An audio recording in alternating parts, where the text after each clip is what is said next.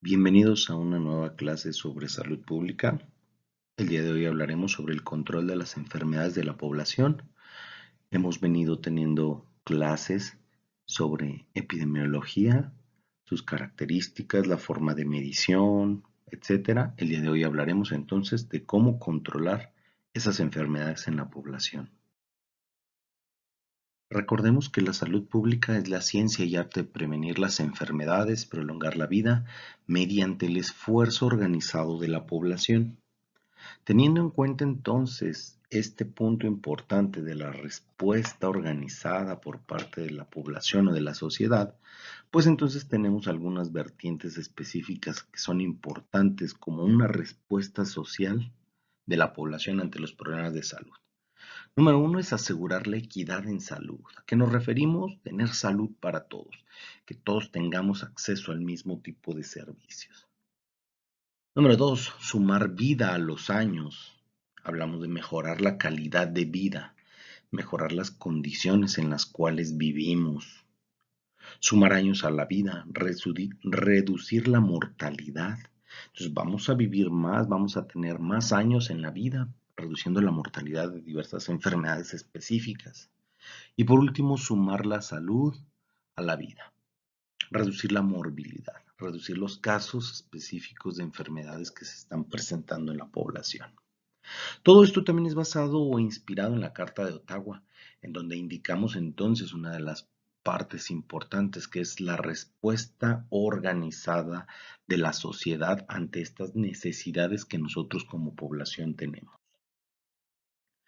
Dentro de estas entonces necesidades y dentro de esta respuesta social inspirada en la Carta de Ottawa, tenemos entonces la formulación de políticas saludables, que las políticas estén orientadas a diversos ámbitos. Recordemos que la salud abarca el completo estado de bienestar físico, psicológico, social, y la misma carta nos habla de los prerequisitos para la salud, donde tenemos diversas actividades. Entonces esas políticas deben de estar destinadas a la vivienda, destinadas al empleo, destinadas a la buena alimentación, a la selección adecuada de productos, publicidad, etcétera. Todas estas condiciones entonces, estas políticas que nos lleven entonces a un entorno saludable. Creación de entornos de apoyo físicos, económicos, culturales, sociales, lugares en donde la gente se puede esparcir, pueda tener acceso a diversas cosas, tanto físicas, empleos, acciones culturales de esparcimiento, donde pueda convivir con otras personas de una forma saludable. Fortalecimiento de acciones comunitarias. Recordemos que entonces nosotros somos parte de la comunidad y es importante que todas las partes de la comunidad, empresas, iniciativa privada, gobierno y nosotros mismos seamos parte entonces de estas acciones que van a ser en pro de nuestra propia comunidad. Desarrollo de habilidades personales. Es importante entonces que yo como persona desarrolle habilidades personales en cuanto a educación, en cuanto a promoción o otros puntos para iniciar con este cambio. Y por último, la reorientación de los servicios de salud, en donde tengamos un servicio multidisciplinario con diversos enfoques, no solamente curativo, sino preventivo y multidisciplinario para que tengamos entonces una completa atención sobre estos temas. Entonces hablaremos sobre las medidas de prevención y control. Iniciaremos hablando de la prevención. Es importante distinguir que nosotros tendremos dos enfoques específicos, enfoques estratégicos básicos. Uno de ellos es el enfoque individual. Enfocaremos nuestras actividades entonces directamente en el individuo y al mismo tiempo entonces tendremos enfoques a nivel de la población. Esta distinción cobrará importancia en los modelos de los determinantes de la salud, donde mencionamos entonces que la enfermedad es una compleja interacción de factores tanto proximales, cercanos o distales, lejanos en un individuo. Entonces recordemos que el proceso de enfermedad es la interacción compleja de diversos factores que tienen que estar en sincronía para que la presencia de una enfermedad. En nuestro enfoque individual pondremos énfasis en la prevención y control de las causas. ¿Cuál es la causa que está originando una enfermedad a las personas? y en particular en aquellas personas que tienen un alto riesgo de enfermar, personas vulnerables, personas con ciertas características físicas, económicas, sociales, culturales, etcétera. Y entonces, bueno, otra vez, ¿cuáles son las causas que están enfocando o que se están presentando para que se desarrolle, que tengamos una incidencia de una enfermedad y pondremos énfasis en ella? Mientras tanto, en el enfoque poblacional ponemos en las causas de la enfermedad de la población. Esto nos implicará entonces reconocer que un factor que sea causa importante de la enfermedad en las personas no necesariamente es el mismo factor que va a determinar la enfermedad de la población. Recordemos que cuando en nuestra clase de causalidad hablábamos de los modelos de causalidad: suficiente pero no necesario, necesario más no suficiente y así sucesivamente, ni necesario ni suficiente para la enfermedad. Entonces, en este caso indicará o nos implicará este tema específico, en donde ese factor no es tan necesario para que la población enferme, sino que entonces tendremos que ver otro tipo de factores específicos que hará que la población pueda estar enferma. Ambas estrategias de prevención y control tienen sus ventajas y sus desventajas, y sus enfoques son complementarios. En general, si el riesgo de enfermar o presentar un daño a la salud se concentra en un grupo específico e identificable de la población, como suele ocurrir en una situación de epidemia, el enfoque individual es más apropiado. Si por el contrario el riesgo está ampliamente distribuido entre toda la población, es necesario aplicar un enfoque poblacional. La prevención suele clasificarse en 4 categorías o niveles que corresponden a las diferentes fases del desarrollo de la enfermedad: prevención primordial, prevención primaria, prevención secundaria y prevención terciaria. Algo similar al modelo planteado por Level y Clark, en donde hablamos de los niveles de prevención, solo que los separa en otros específicos. Y en este caso hablaremos de cada uno de ellos. Entonces, en la prevención primordial, evitamos el surgimiento de patrones de vida, estilos de vida, cómo son entonces esas condiciones económicas y culturales para evitar el surgimiento de estos. En la prevención primaria se dirige a limitar la incidencia de enfermedades mediante el control de sus causas y factores de riesgo: alimentación, ejercicio, evitar el sedentarismo, evitar el tabaquismo, el alcoholismo y otras condiciones específicas. En la prevención secundaria se dirige a la curación de las personas enfermas y la reducción de las consecuencias más graves. Entonces hablamos de la detección oportuna y el tratamiento precoz. Prevención terciaria se dirige a la reducción del progreso y la complicación de una enfermedad. Cuando hablamos nosotros de medidas de control, hablamos de que los servicios de salud tienen que mantener una doble acción. Por un lado, tenemos que proveer atención a las personas que están enfermas, de acuerdo a cada una de las necesidades que ellos tengan, y por el otro lado, necesitamos realizar acciones dirigidas a la población en su conjunto, a prevenirlas, según las normas, prioridades o políticas o programas establecidos. Entonces, tenemos dos vertientes: hacia el individuo y hacia la población. El término control entonces implica la acción sobre un elemento observado a fin de conseguir su retorno o su regreso a su nivel esperado. En el diccionario epidemiológico se define el control como la acción reguladora, restrictiva, correctiva, restauradora de la normalidad. En otros términos, entendemos entonces que el control es un conjunto de acciones, programas u operaciones continuas dirigidas a reducir la incidencia o prevalencia de un daño a la salud a niveles tales que dejen de constituir un problema de salud pública, regresar al lugar original que teníamos. En la práctica, el término control se ha presentado para varios usos, todos con distintas implicaciones en salud pública. Uno sería entonces en un escenario epidémico. El control significaría entonces conseguir rápidamente una curva descendente y eventualmente. Entonces, ¿qué quiere decir? Agotar la epidemia, descender completamente el número de casos que se están presentando. Es decir, el retorno entonces a los niveles esperados. En un escenario no epidémico, control depende de la dimensión temporal, del tiempo. A un corto plazo denotaría entonces el equilibrio de las situaciones. Es decir, mantener el número observado de casos igual al número que estamos esperando. Recuerda que teníamos diversas formas de analizar los casos que se estaban presentando y uno de ellos era gráficamente, en donde dependiendo del tiempo nosotros esperábamos cierta cantidad de enfermedades. A largo plazo implica la reducción del riesgo de enfermar de una población.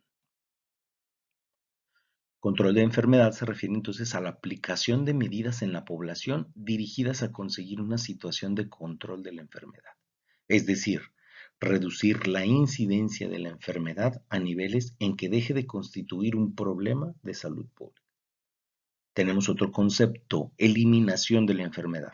Se refiere a la aplicación de medidas poblacionales dirigidas a conseguir una situación de eliminación de la enfermedad, es decir, aquella en la cual no existan casos de enfermedad, aunque persistan las causas que pudieran producir esta enfermedad en algún momento. Por último, tenemos otro concepto, erradicación de la enfermedad. Se refiere a la aplicación de medidas poblacionales dirigidas a conseguir una situación de erradicación de la enfermedad, es decir, aquella en la cual no solamente se han eliminado los casos, sino se eliminan también las causas de la enfermedad, en particular el agente. Desaparece el agente causal de esa enfermedad.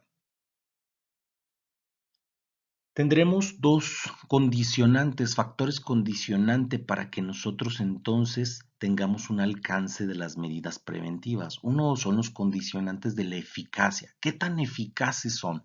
Si nosotros, por ejemplo, aplicaríamos un biológico, bueno, pues ese biológico tiene una cierta efectividad y se esperaría entonces que ese grupo poblacional que tuvo acceso a la vacuna, pues obviamente no va a enfermar. Entonces, uno es la eficacia. ¿Qué tan eficaces son las acciones que estamos realizando, los medicamentos, las medidas profilácticas, la vacunación, la aplicación de diferentes tipos de biológico, qué tan efectiva es? Y siguiente, por ejemplo, entonces los condicionantes de la factibilidad operacional de las medidas. ¿Qué tan factible es que yo realice ciertas acciones? ¿Cuánto personal necesito? ¿Cuántos insumos necesito? ¿Cuánta capacitación?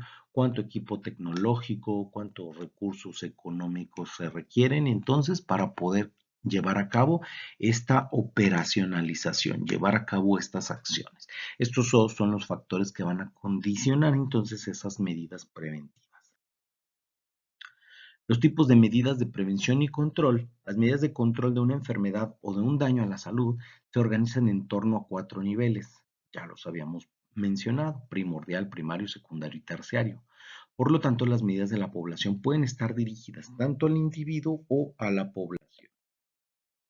Básicamente dirigiremos estas acciones específicas a los eslabones que mencionamos anteriormente en otra clase llamados de la cadena epidemiológica. Entonces, tenemos acciones dirigidas a la gente. Las medidas de prevención y control pueden dirigirse a la destrucción del agente causal o evitar el contacto entre el huésped.